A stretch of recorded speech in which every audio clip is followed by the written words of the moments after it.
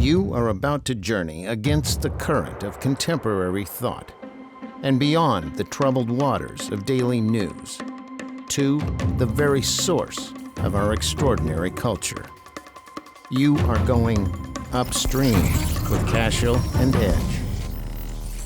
Okay, welcome one more time to Upstream with with Cashill and Edge. and I being Jack Cashill, Loy Edge here. and we are back one more time to enlighten and amuse America and the world, because we're worldwide.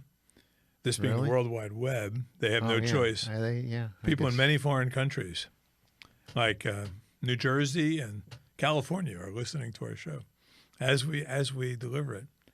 I had this inspiration this week, Mr. Edge. What's that, Jack?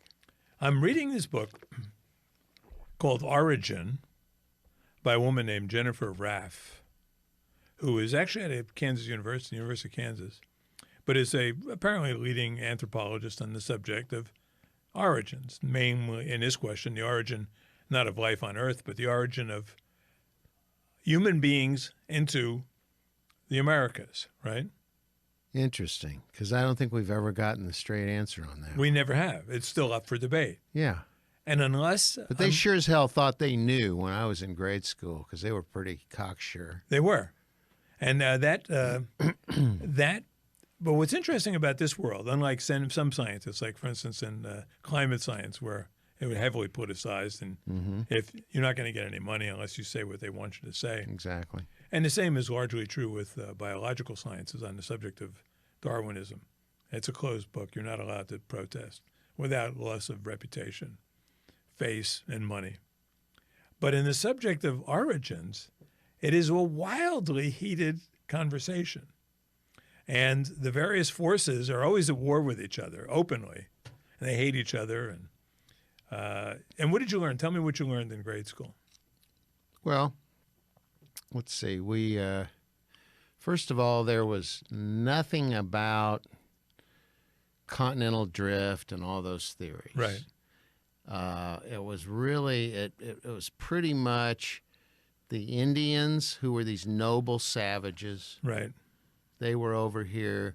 You live in this peaceful, idyllic existence.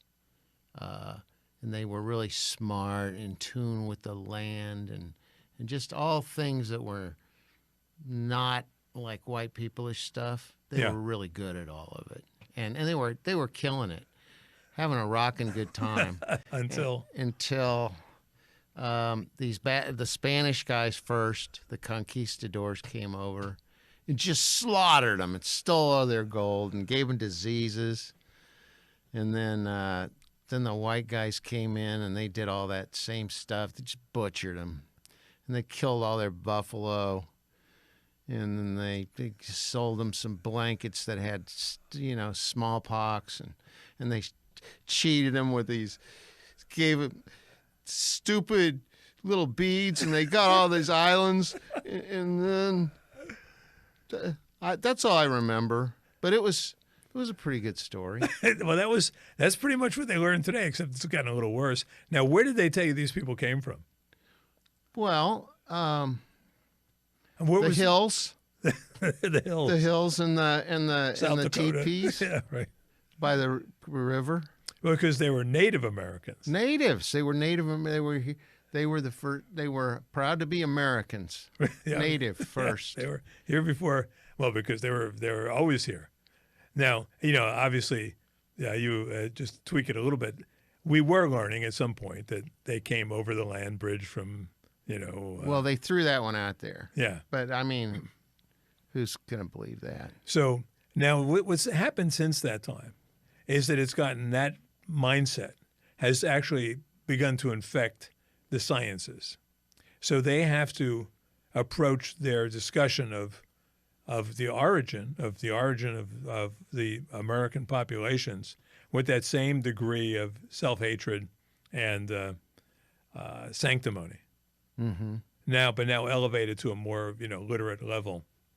So Jennifer Raff writes the book called Origin. Actually, it's a subject of interest. I've read 10 or 20 books on the subject, and just just to summarize the state of the knowledge now, the dominant school for many years goes by the shorthand of Clovis first, and Clovis was a site in New Mexico where they found this very a major cache of genuine artifacts that had a certain similarity in terms of spears, arrowheads, and whatnot, that were identifiable as actually arrowheads, and they found these throughout North America, into Central America, and they carbon dated them to about 10 to 12,000 years ago. And the theory went that the Clovis first people were the original migrants to the United States, to North America, Americas in general.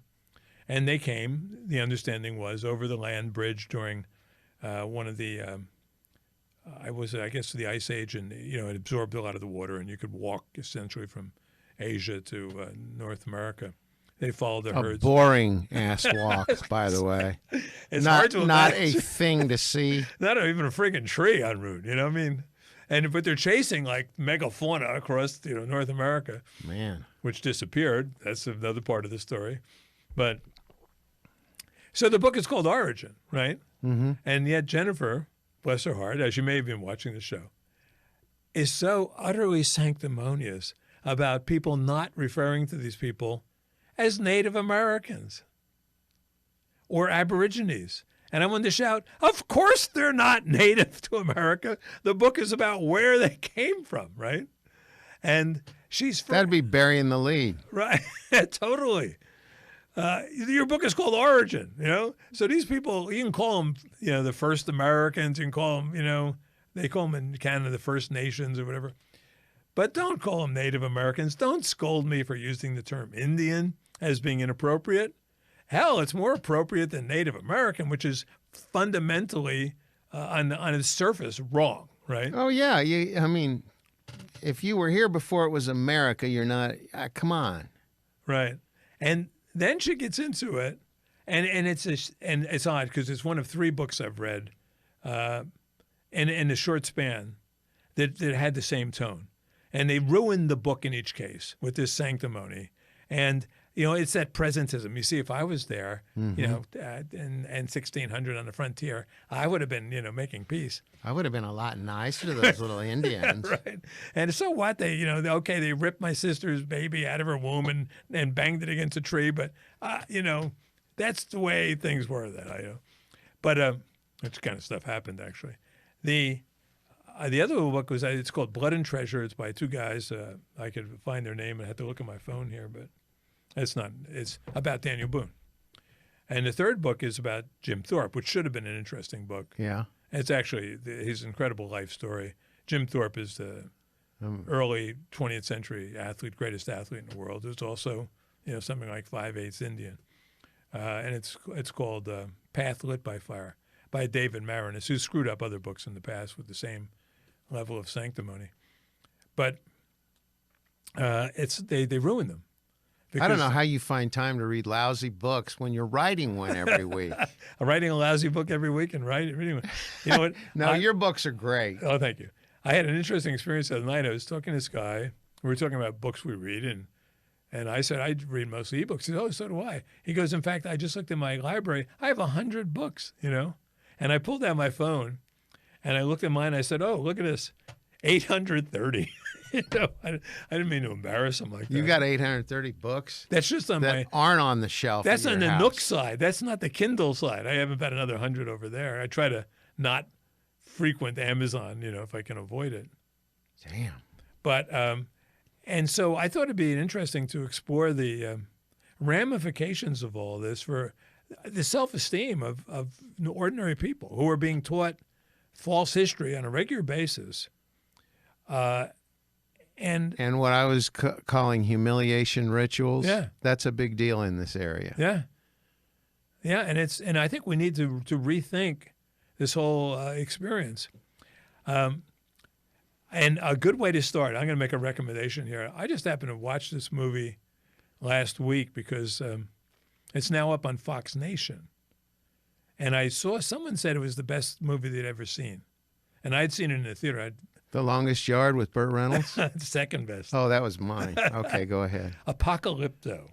Are you Okay. familiar with this movie? Well, I've heard of it, yeah. I didn't see it. Made by Mel Gibson. Mel Gibson's not in it. Not a word of English is spoken, just like in The Passion of the It's Christ. in Amharic. What is it? It's what's the word? What's the language? Some sort of Mayan dialect, or Oh, okay, that's right. it's set in Central America, Mexico, present-day Mexico, probably. Now I remember what this And was. it starts out, and I have to give this a spoiler alert. In 2 minutes, I'm going to say the ending, which is kind of cool. But, this is a hunter-gathering tribe living in circa 1500 AD. Not that they knew it was AD at the time. They didn't use Anno Domini at the time in this little Maya village. And these people are hunters. I mean, that's what they do. And it is probably a pretty accurate description of like the small tribal units, which can be internally pretty functional. Mm-hmm. You know, they love each other and they're friends, and they tease each other in this, and they do make fun and pull pranks on each other and whatnot. They're out hunting a boar, and they successfully bring it home. And they're a happy little society. And then as they're sitting there, another tribe comes passing through, and they ask for permission to come through. And these people look defeated. They're wan and skinny and emaciated, and they're downtrodden. And as they walk through, when the elder says, "This isn't good, something happened to these people," and sure enough, a day or two later, they get raided by, I believe it's the Mayans, the city-state Mayans, and they take them slaves. They take them captive. They kill a bunch of people, leave the children behind just to fend for themselves, take the men and the women to, let's call it capital city, like in the Hunger Games. You ever see that? And it's sort of an odd parallel. And they take them there, and they're going to be used as human sacrifices. Mm-hmm. And the city, and it's a very industrialized commercial enterprise. It's a city with many of the things you'd see in a city. No wheels, no air conditioning, but a lot of the other stuff. So they have these great I monuments. promised wheels for everybody.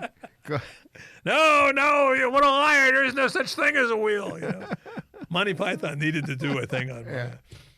So they have these great temples that we're told about, and we're allowed to read about their great civilizations and civilization builders and how they built these temples, and they were as good as anything going on in Egypt or Greece or whatever, and the moral equivalence program. There, they walk them up the steps of the temple, and there they cut their heads off, and and then eat their bodies, and they for consumption. They pull their hearts out and blah blah blah, and these guys are in line for this to happen, right? And you think Disneyland sucks, Epcot. You're in those lines, and then you get inside, and then the line goes more. Well, they did that to those guys too. It was bad enough getting their heads chopped off, and their hearts ripped out and eaten, but they had to wait in line for this. I think they'd at least get accelerated to the front of the line. Our protagonist, though, as he gets to the head of the line, he's about ready to get his head is on the chopping block, literally, and there's an eclipse of the sun, and it disorients everyone, and then they decide that they've sacrificed enough people for that day, and he manages eventually to escape, but I just cut to the ending here. He's most of the second half movie is being chased through the jungle and all, and then at the second half of the movie, just when these guys are about to pounce on him, they're finally catching up with him. His would-be captors, he falls onto the beach, and we see coming in a rowboat are the conquistadors, right? With a priest holding a cross, right? This is such a un-PC moment in the history of filmmaking, right? That Jennifer Raff, the author of Origin, would have been absolutely horrified by. But it's worth seeing for that regard. Now, so with Jennifer Raff, how she qualifies this, when the conquistadors got there, the one priest was a very reliable diarist.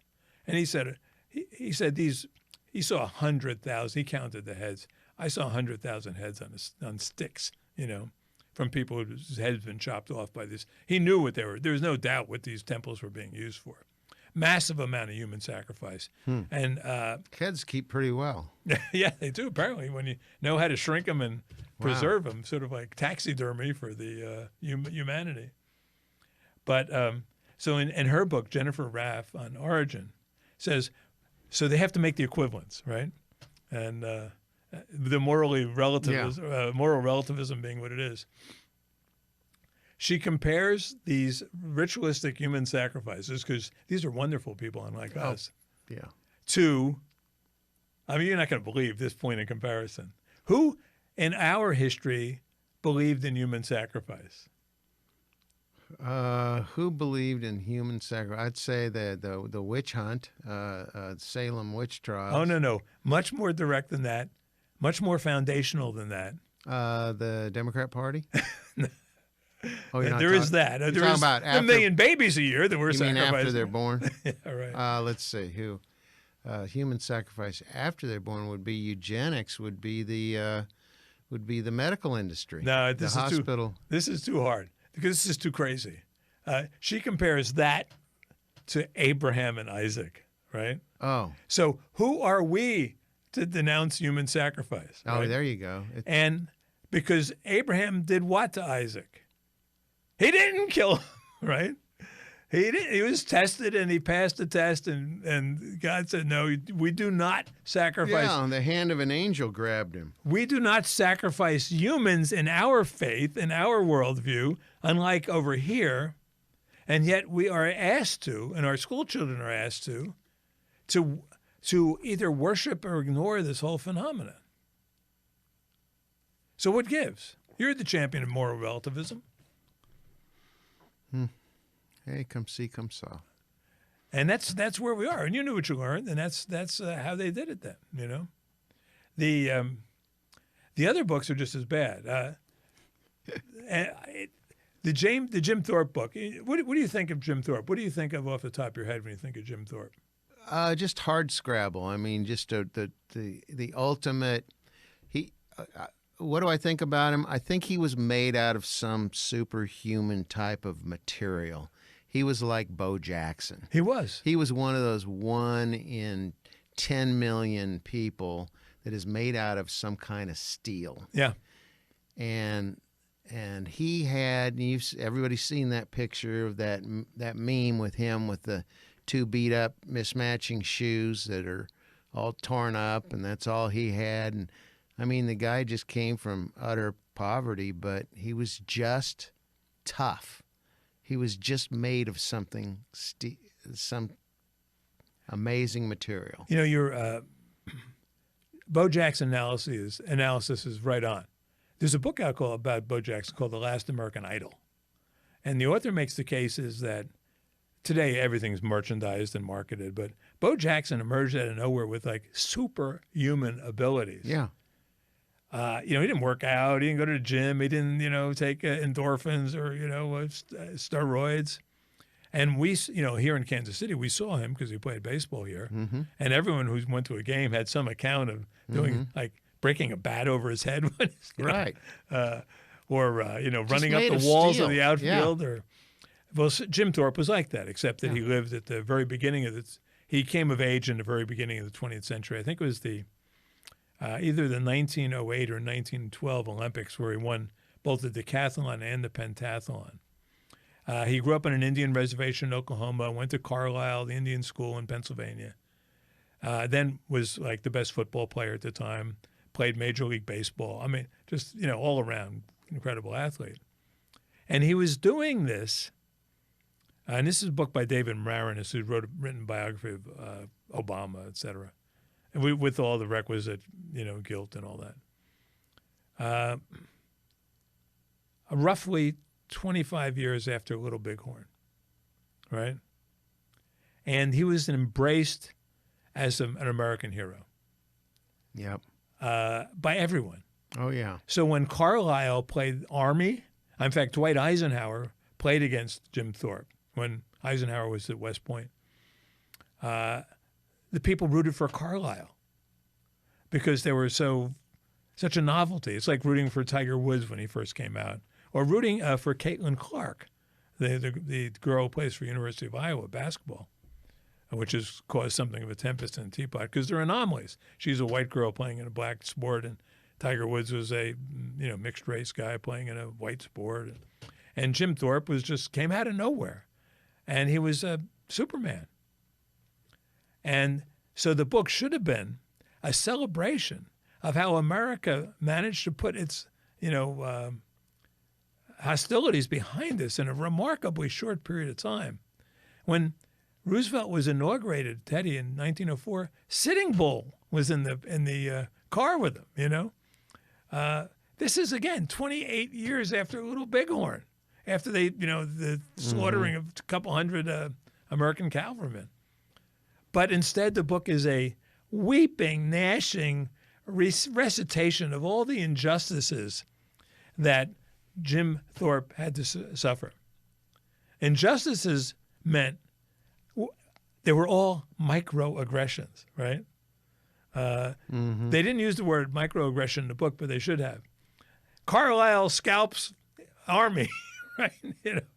Headlines. They were insensitive, right? That was a series. There were a lot of them. I must say there were.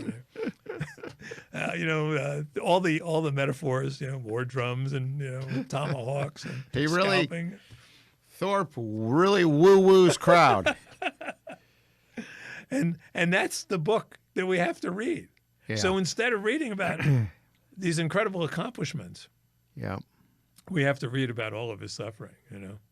It's the grievance narrative now imposed on a century back on Native Americans. What about Chief Bender? The baseball player. Yeah.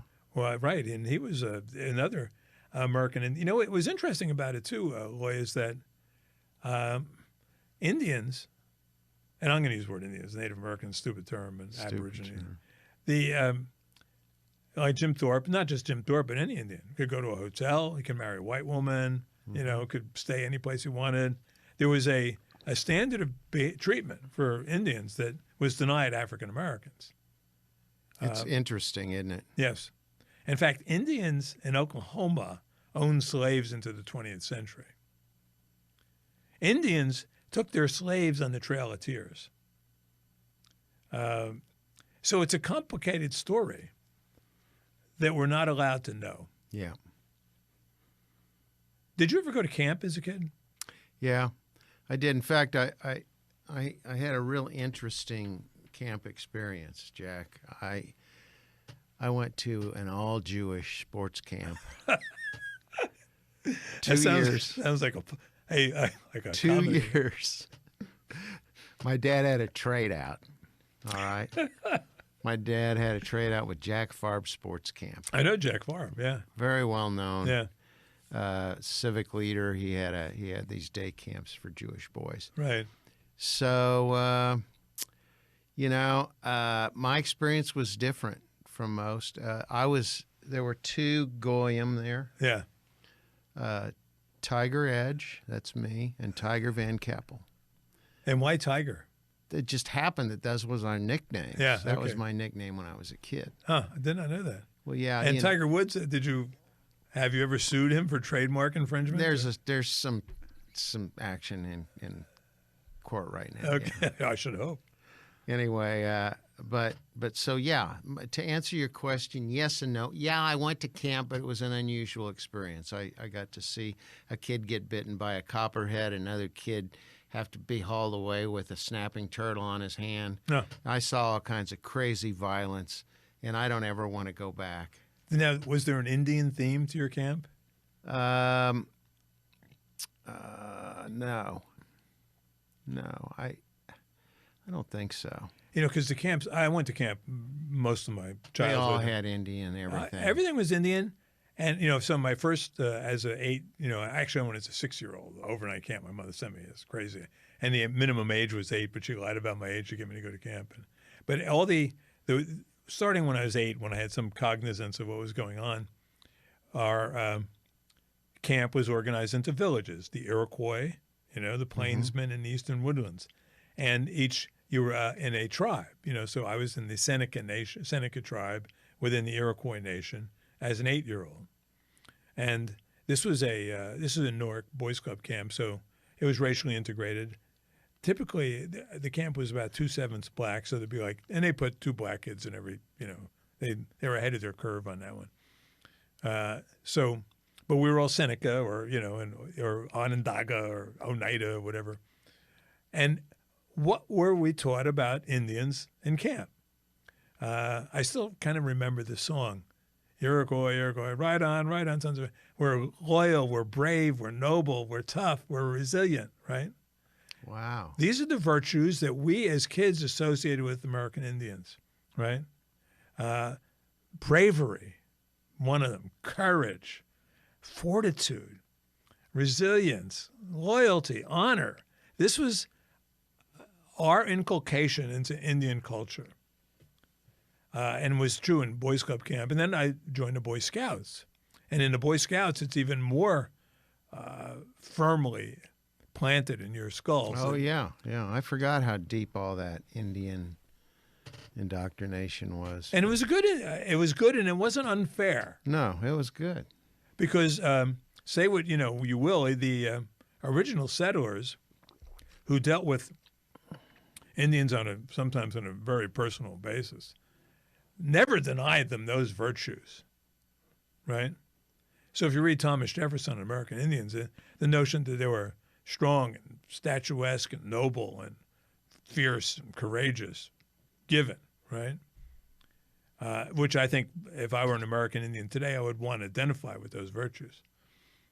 However, the experience of settlers on the frontier was also extraordinarily frightening because they were savages, when it came to fighting and to recreational torture. They were exquisite tortures they had devised, not just out of, you hear about, but Americans took scalps too. Well, yeah, we probably did. I know we committed atrocities on the battlefields. That happens everywhere. But we didn't bring our captives back to our towns so the children and the women could practice their, refined arts of torture and on these poor people, How can you read a book about the Comanches and not pause for a moment in your description of these relationships? Empire of the Summer Moon. I'd recommend that for anyone who wants a good look at this utterly savage tribe. There's no getting around it. So, what do you think of the sports team names? Is it time, Jack? No, I mean, if you're a Brave, an Atlanta Brave. What's wrong with being a Brave? What's wrong with Chiefs and Braves? What's wrong with Chiefs and Braves? Are they going to let it? Is this going to wash all the good away with the bad? Right, because they would have us call us like the Kansas City microaggressed, or the Kansas City victims, or the Kansas City poor, the poor Indians. Come on, I mean, this is, and the tomahawk. That's I'm proud of Kansas City for that. Chiefs and chopper, Chiefs and chopper. I love that thing. I'm not even a football fan, but I love that chop. No, and it's again, it goes back to the virtues we identify with American Indians, and they were legitimate virtues, especially for males. Because the culture was very sexist by today's standards. Generally speaking, Indian women. It was not an enviable not an enviable life. They did all the hard work, and the men left the drudgery work for them, and they would go out hunting and carrying on. So what would happen is when young boys, Caucasian boys, were captured, and this happened often, it would be very difficult to wind them back, right? So, okay, now you're going to put shoes on and go to church every Sunday, and you're going to milk the cow at 4 o'clock in the morning, as opposed to running around the woods all day hunting, and fishing. No, it was tough. They were tough to readapt. Wow. Any big stories about that? There are captivity narratives that are that everyone who teaches this, who teaches American history should read. There are a lot. I mean, it's a fascinating concept. Yeah. Yeah, it's kind of like the Tarzan story. It's fascinating. You Yeah. want to fish out of water like nobody's business. But the captivity narratives, many of them written by women, are horrifying. Oh, I'll bet. And they are sometimes exquisitely detailed. And they would disabuse you of any notion that these people are victims. We've been at the top of the food chain a little too long. We've lost touch with a lot of that kind of humbling experience of walking around knowing you could be kidnapped and taken to the circus, or your mom could be kidnapped by the Indians and turned into an Indian love slave. Right. That's right. And now we just walk around like, and we worry because maybe YouTube or Twitter will take us down. Right. We worry about some seriously trivial things. I mean, even worrying about whether we're going to be forced to eat bugs by Klaus Schwab, is somewhat trivial, but compared to the existential horror of living on the frontier during, say, an Indian summer. The phrase today we use, sort of nicely, an Indian summer. In those days, an Indian summer meant that period because Indian attacks typically took place in the summer. And so when the first frost came, people would breathe a sigh of relief. Okay, we can relax a little bit. And then you'd have this period, right? Oh, man. Is that what that's all about? That's what it's about. And then for the, and they now they were totally afraid because they knew this was their last opportunity until the next winter and next summer came. And for the Indians also, I mean, there was a period of high anxiety with good reason. We sure don't hear anything about the Indian attacks anymore. No, it's all been lost because we've turned Indians from being noble, fierce, courageous, fighters into victims, into pathetic, whiny, alcoholic, easily aggrieved victims. We've done this to other cultures, and it's a shame because we're losing balance as a culture. We're losing balance as to what is right and what is just, and it happened back then too because the saying went that the further you were from the frontier, the more kindly you thought of Indians. People living on the frontier did not have time to be liberal in their thoughts. They had to be entirely vigilant, and it was a difficult life. I'm amazed that people did it, the risks they ran, So in the Daniel Boone story, there's the book I was talking about, Blood and Treasure. I mean, just the very title, Blood and Treasure. It sets you up for what's to come, These guys were incredibly brave on the frontiers, guys like Daniel Boone, who ended up settling in Missouri, by the way. Mm-hmm. That's Booneville. Booneville, yeah. Boone County. Right. Incredibly self-reliant, incredibly resilient. They matched in virtue the Indians they were encountering. And they're vilified for it, right? Where the other side gets a pass. And the misunderstanding of that whole encounter colors the entire way that young people are asked to look at their own history. And thus the going back to Christopher Columbus now, we have to take his statue down, And in Newark, where I grew up, mm-hmm. we replaced Christopher Columbus with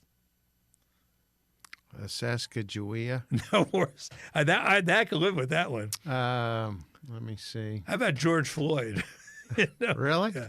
There's a 700-pound statue of George Floyd sitting on a bench in front of Newark City Hall, right?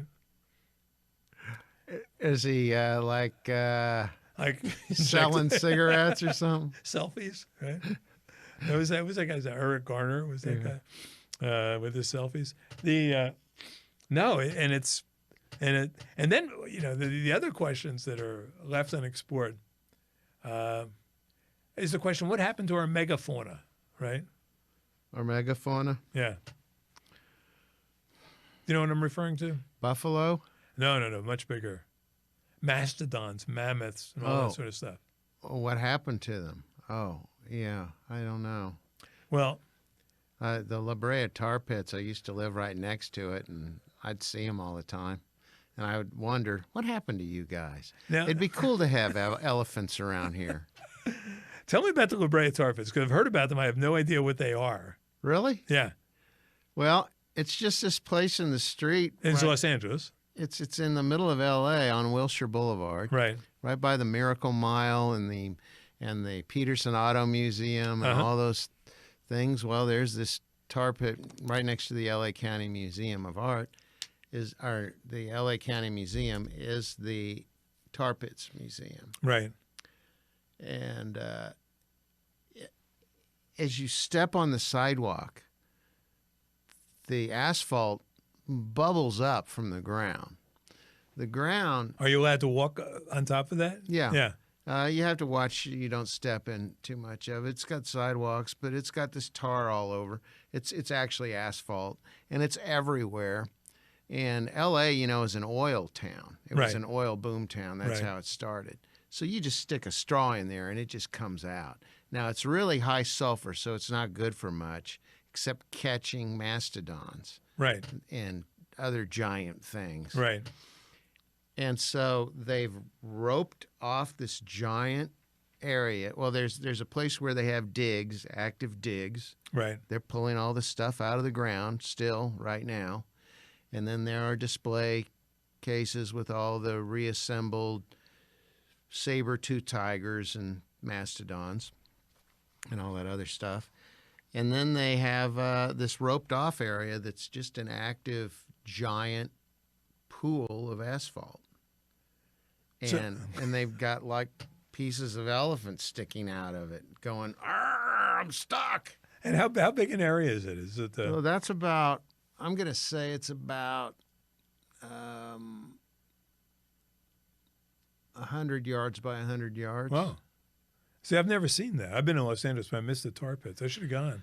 Yeah, I mean, it's just there. You just walk by, and there it is. It's just, I used to walk by it every day. Wow. Because then that raises the question. The question I wanted to ask is what happened to the mastodons and the mammoths and the saber-toothed tigers? Aerosol cans Yeah, it must have been killed them. Right. It must have been climate change, right? Mm-hmm. Well, the thing is, we're not allowed to ask that question, really, Oh. because of the possibility That it might have happened that organically? that it might have happened by dint of our God? Native American friends Oh. Oh, they killed them. hunting them to extinction. Did they really? Well, that's not a question we're allowed to ask. Okay. Never mind. No, that's supposed to be our shtick, is hunting things to oblivion. Honestly, they are depriving us of our natural birthright, you know? You know what the greatest story of us hunting things to oblivion is? What's that? It's got to be the passenger pigeon. Yeah. What happened? The passenger pigeon was a giant. There were so many of them that they would blacken the sun in the middle of the day. Right. They were a huge pain in the ass because there were so many of them. They just covered the crops. They were a big challenge to people trying to move west and clear property and everything. Right. They were a pest. So they put a what do they call it when they put a bounty? They put a bounty on their little carcasses, Right. and they would use the little carcasses. You would kill some and send them off. You get a credit for however many carcasses you sent in, and by rail car they'd haul all the carcasses to the coast, and they'd manufacture food, pet food, pillows, whatever they'd make out of these things. They really were killing them really well, and they realized, we're about done. Hold on, stop. But there were only 2 left. We whittled them down to 2. Were they of the same sex or were they opposite sex? It didn't work out. They didn't like each other? They didn't make any more passenger pigeons, and they've been gone for about 100 years. You know, it's odd. I did not know that story. Yeah, Because we've all heard about the buffalo being hunted to extinction. right. Except they're not extinct. No, But right, yeah. buffaloes are all over the place. But These are gone. yeah, gosh. These are gone. And why did we call them passenger pigeons? Because they were. Let me see if I can remember why they got that name. Don't know. Can't remember. Yeah. But they aren't carrier pigeons. We've still got those. Yeah. Well, it's the story, again, part of the story that we're not allowed to hear is how the Indians dealt with buffalo. I mean, there are different ways to deal with it, but the ideal way was to stampede them over a cliff. Then you take the ones you want, and the other ones are Just like, hey, cost of doing Right, business. it's not our territory. This is like the Sioux live here, not us, the Crow or whatever. No, they were called buffalo pounds, and they were, if they could do it, they get away with it. They also burned prairies for the sake of, not for environmental reasons necessarily, but to, make it easier to hunt or to do whatever they were going to do. When you think about it, what's the problem with that on their conscience? They're going, well, I lit a fire. Well, how far did it burn? Far? What do I know? I don't have any concept of far. What? You got a I don't map? live that way. Who lives there? That way. Right. And no, I think we need a total. I'd like to be able to teach an honest course on the settling of the West. Really? Yeah. Better Because hurry. I think it's a great story, and it's filled with lots of drama and lots of heroes. Some villains, but nonetheless, it's probably the movie that best encapsulates the true story is the John Ford movie, The Searchers, starring John Wayne. Have you ever seen that? I think I did. Because it That deals was a hell with of a long time ago. I don't know how you remember all this stuff. it's because I have it's a way I'm told if you keep remembering lots of stuff, you don't get Alzheimer's.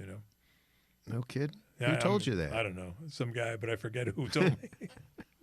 Told me about 12 times yesterday. I forget who it was. Had a white jacket on. Yeah, no. The Searchers. Yeah, the John Wayne is Uncle Ethan comes back from World War II. I'm sorry, World War II. Comes back from the Civil War to Texas, Western Texas, and he's really cynical, grizzled, tough, and his sister's family has been killed by the Comanches, right? Who were a savage bunch of people. I mean, there's no justification by Indians, even by American Indian standards. They chased the Apache out of Texas. That's how frightening they were. They chased the Mexicans out of Texas. In fact, we wouldn't have Americans would not have been allowed into Texas had it not been for with the Comanches purging of the Mexican population. So, and it was the Colt 45 that ended their reign of terror. Really, that was the equalizer that could, equalize their ability to shoot arrows at such a rapid rate. But so Ethan Allen comes back. I mean, Uncle Ethan comes back and he finds that his family has been savagely massacred by the Comanche, and he sets out in pursuit of them. And he, along the way, has to deal with his own inherent racism because his niece has been captured and made into and from his perspective, once she's captured and defiled by the Indians, she's lost, right? And so he has to do two things. One is he has to bring her back, but the other thing is he has to learn to accept her. So it's really a drama of confrontation and acceptance, of growing up and maturing and getting beyond your own prejudices that are detrimental to the salvation and the future of the nation. And it helps that his niece is Natalie Wood, but that's, a nice little wrinkle. And when he goes after her, he intends to kill her, just as a... I think I did see this. And then it's a very moving scene when he finally catches up with her, and then he picks her up and says, "We're going home, Debbie." He can't. He realizes now that he has to control his own irrational impulses. Some of his impulses are entirely rational. Killing Comanche is entirely rational. Killing his niece irrational, because of the taint of having been, made a maiden of some buck or something. But and this is the difference between Western culture and odd other cultures. We are forever dealing with our imperfections, and part of our own inheritance as Christians is to look for forgiveness and for redemption and for coming to terms with our past. But to do that, we have to do it honestly. We can't make up these fairy tales, negative fairy tales that we're forcing our children to live by. Well, there's a lot of truth breaking out these days. a lot of facades that are cracked, Yep. a lot of camels' noses under tents and stuff, but everything's just now starting to come to light in And a lot of cases. I think because of Upstream with Cashill and Edge, that the children of America will have a place to turn now Yeah, finally, yeah. for edification and redemption, right? Where they can regain their own self-esteem and their own sense of self, because they are the inheritors of the world's greatest civilization. You know, they really are, and we've been so fortunate, and especially you and I in the time frame we've lived in, right? Where Yeah, we talk about folks, you young folks out there, people Jackson my age. We talk a lot about how glad we are that we're almost dead. oh no, we're not, I mean, sorry. I'm sorry that we have advanced in age at such a wonderful time, Right. and we're leaving it all to you now. Right. And sorry for screwing it up. Not we didn't screw it up, but some of us have. We, those of us, those of our peers who have not been as sufficiently blessed as we have with That's right. the gifts of reason and wisdom. As we congratulate ourselves, May down- we live in interesting times. Right, right. And pride is not one of our vices at all. 'cause No, no, not we are proud. we're probably among the humblest people you're ever going to meet. Oh, humblest one I think I know. I'm humbler than you are even. I'm just- Possibly, but I'm pretty damn humble. hey, and we'll be back with more humility on display next week If you'd be kind enough to join us. with Cashill and Edge Upstream. Bye-bye. Bye.